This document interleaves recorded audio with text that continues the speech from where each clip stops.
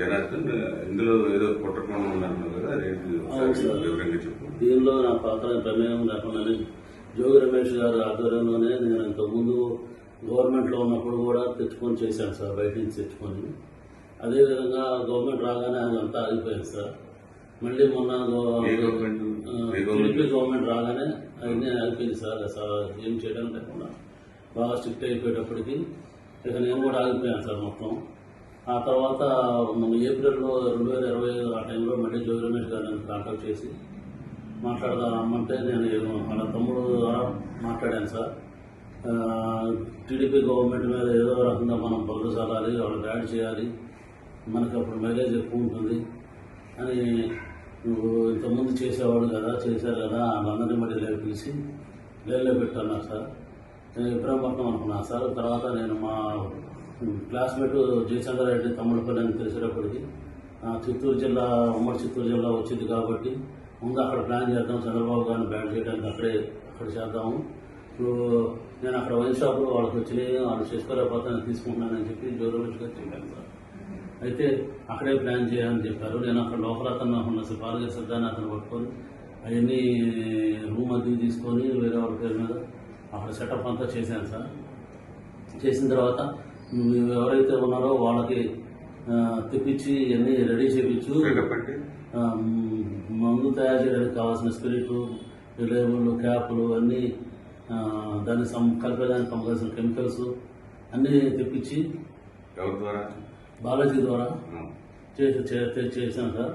అది ఎప్పటికప్పుడు 1 నెల 2 నెలల్లో ఇది ఇలా అంతా రెడీ చేసి పెట్టండి. రెడీ చేసి ఎప్పుడైతే పెడతారో అప్పుడు మొత్తం ఎక్కువగా ఉన్నప్పుడు మీరు ఎవరు లేని సమయం చూసి దాన్ని గవర్నమెంట్ మీద బొజ్జాలి, నీకు ఏం కాదు, నీకు ఏమైనా ఇబ్బంది అయినా నేను చూసుకుంటాము.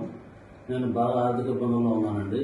ఆ ఆర్థిక ఇబ్బందులన్నీ నుంచి తీసేసి మీ ఫ్రెండ్ అక్కడ ఎట్టో ఆఫ్రికాలో డిస్టరీస్ ఉన్నాయి కదా, అక్కడికి వెళ్ళిపో, నీకు దానికి కావాల్సిన అమౌంట్ 3 కోట్లుగా మేము సర్దుతాము, నువ్వు అది ఇవన్నీ చెప్పకుండా మామూలుగా ఏం తెలియనట్టుగా ఉండు, నువ్వు అక్కడికి వెళ్ళి అన్నీ రెడీ చేస్తూ ఉండే ఎవరికి అనుమానం రాకుండా అని చెప్పారు సార్. అదేవిధంగా జరుగుతూ ఉంటుంది. ఏ నెల అక్కడ కుర్రోడు కూడా వెళ్ళిపోతానంటే నేను గట్టిగా అడిగాను సార్, ఇబ్బంది అవుతుంది అని అడిగితే మొన్న సెప్టెంబర్ 20వ తారీఖు తర్వాత ప్లాన్ చేద్దాం, నువ్వు మీ ఫ్రెండ్ ఎక్కడున్నాడో కనుక్కో అంటే నేను కనుక్కుంటే ఆఫ్రికాలో ఉన్నానని చెప్పాడు సార్.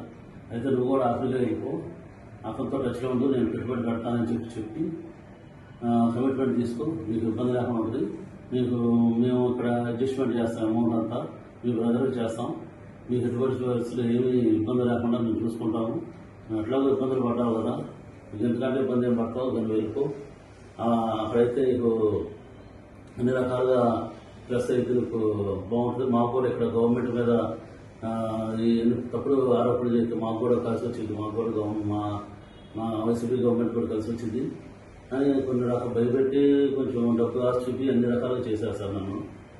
ఆ తర్వాత లాస్ట్కి ఇంకా 20 నేను టికెట్ బుక్ చేసుకున్నానని చెప్పాను సార్, 24 వెళ్తానికి. అప్పుడు 23 మళ్ళీ ఇంటికి రమ్మన్నాను సార్.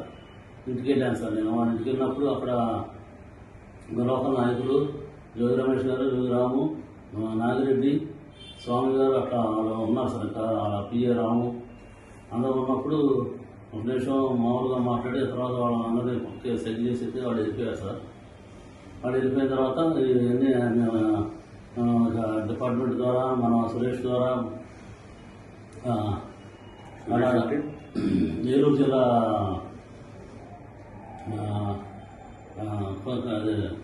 కొల్లేరు ఏరియాలో ఉంటాడు సార్. నాకు నారాయణపురం బాగా ఉన్నప్పుడు అతను ఫైనాన్షియల్గా వచ్చాను సార్. అతని ద్వారా ఈ డిపార్ట్మెంట్కి అక్కడికి ఇన్ఫర్మేషన్ పాస్ చేసి అది రైడ్ చేయించారు సార్. మున్సిపల్ జిల్లాలో రైడ్ చేయించి అది సరికంతా పట్టించి గవర్నమెంట్ మీద వ్యవస్థగా మాట్లాడి గవర్నమెంట్ ఏదో తప్పులు చేస్తుంది అని చెప్పి బాగా చేసి యాంటీ చేసుకొద్దాం ట్రై చేశారు. కానీ చంద్రబాబు గారు పార్టీ నాయకులను సస్పెండ్ చేసేటప్పటికి అంత ఎక్కువ హైలైట్ అవ్వలేదు జనార్దన్ అని చెప్పి మళ్ళీ నాకు కాల్ చేసి మీ దాని మీద కూడా చూపించేద్దాం, నువ్వు అక్కడ బాధ్యత పెట్టే సరుకులు ఇక్కడ తెచ్చిపెట్టేసి గోడౌన్లో పెట్టు, అది మీ తమ్ముడు ద్వారా డిపార్ట్మెంట్ వాళ్ళకి తెలిసి నేను సురేష్ మా ద్వారా సాక్షి టీవీను వాళ్ళందరినీ తీసుకొని వస్తాను, నాయకులందరినీ తీసుకొని వస్తానని చెప్పి అలర్ట్ చేసి నాకు అక్కడ ముందు రోజే అన్నీ అక్కడ తెప్పించి పెట్టించారు సార్. వాళ్ళ మనుషుల ద్వారా వాళ్ళు తెప్పించి పెట్టించారు సార్. అదేవిధంగా ఇన్ఫర్మేషన్ లీక్ చేయించి తమ్ముడు ద్వారాను మీడియా సాక్షి మీడియా ద్వారా వాళ్ళ మనుషులు సురేష్ ఏలూరు ఆయన ద్వారా ఇట్లా డిపార్ట్మెంట్ అన్నిటికీ చేసి అది పెట్టించారు సార్. ఏది మా గోడంలో పెట్టిన లెక్కలు పెట్టించారు సార్. పక్కన గోడంలో బాగా ఎదురుగా ఉన్న గోడంలో అంతతో అది పోకుండా మళ్ళీ అక్కడ ముందు రోజే అక్కడ ఎన్ని బాగా చేస్తున్నట్టుగా ఖాళీ క్యాన్లు కూడా తెప్పించి పెట్టించారు సార్. ఖాళీ ఎంటీ క్యాన్లు పెట్టారు సార్. ఎంటీ క్యాన్లు పెట్టించేసి ఇదంతా బాగా జరిగిపోతుంది, ఇక అన్ని రాష్ట్రంలో అన్ని ఏరియాల్లో ఇలాగే చేస్తున్నారు అని చెప్పి అని బాగా బాగా హైలైట్ చేశారు సార్.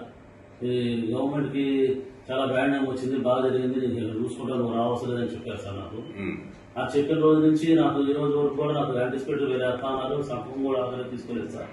దీంతో పాటు మా తమ్ముడిని కూడా అరెస్ట్ చేసి మా తమ్ముడికి చేస్తానంటూ కూడా ఇన్ఫర్మేషన్ ఏం లేదు సార్, కలుస్తారని కూడా. ఆ లాయర్ గారి ద్వారా కూడా నాకు ఏం జరిగిందని నాకు నమ్మకం లేదు సార్.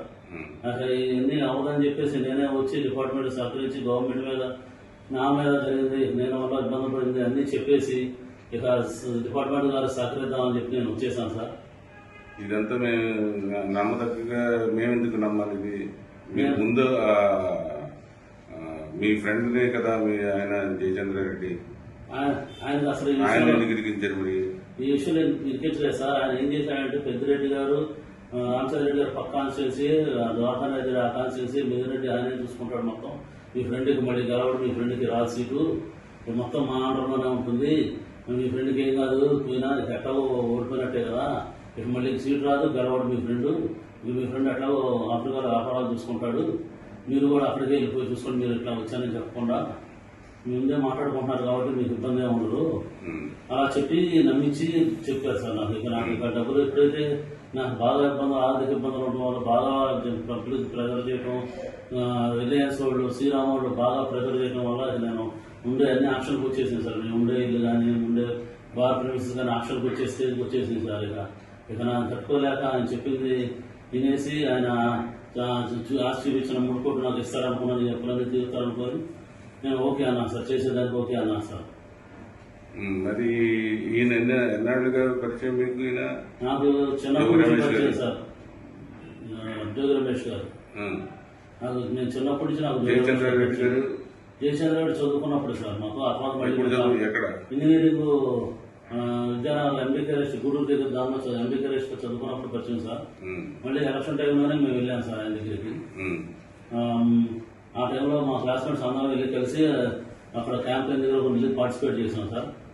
ఆ తర్వాత ఇక మళ్ళీ ఎప్పుడైతే ఇట్లా వైన్ షాప్లో వచ్చి ప్లాన్ చేశారో ఇక రమేష్ గారు ఈ విధంగా చేద్దాం, నువ్వు వెళ్ళు వైన్ షాప్ తీసుకుంటాను మాట్లాడు, ఇది చేద్దాము, నీకు ఉపయోగపడుద్ది, మీ ఫ్రెండ్ వాళ్ళు నీకు ఉపయోగం లేదు కదా, నా వల్ల ఉపయోగం ఉంటుంది, అతనికి ఏం లేదు, అతనికి ఏం పోదు, ఆయన ఆల్రెడీ ఇలా ఓడిపోయాడు కాబట్టి ఇబ్బంది ఏం లేదు, ఇంకా ఇలా చెప్పేటప్పటికి అతనికి ఏం కాదు కదా, నాకు కూడా ఏ కేసు లేకుండా చూసుకుంటున్నారు కదా అని నేను ఒప్పుకున్నాను సార్ ఇది చేయడానికి.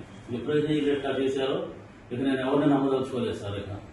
ఇక ఎవరు ఇస్తానా లేదు, నేను ఎట్లాగో ఇబ్బంది పడిపోయాను, ఇంకా మళ్ళీ ఇక ఇబ్బంది పడకూడదని చెప్పేసి వచ్చి ఇక సరెండర్ అయితే ఇక గవర్నమెంట్ శిక్ష శిక్షణ దానికి రెడీ వచ్చేసాను సార్ నేను. సరే.